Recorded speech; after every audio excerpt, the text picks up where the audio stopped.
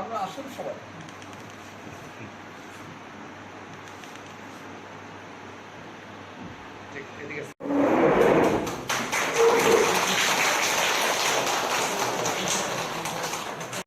Sir, প্রথম প্রতিক্রিয়া কি?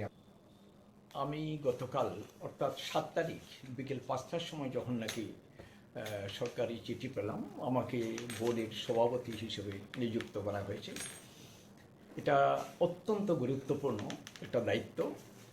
তো আমি মনে মনে ভাবছিলাম জানি না কতটুকু পারবো।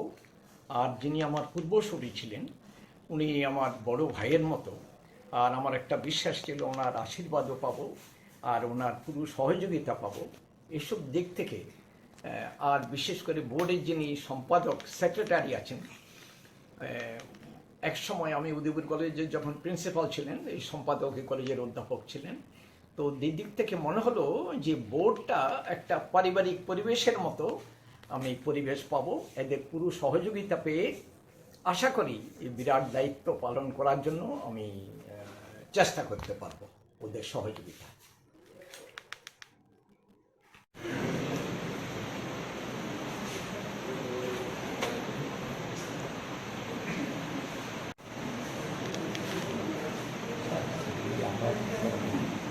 আইসিও পানি দিলে দোয়া দিছে।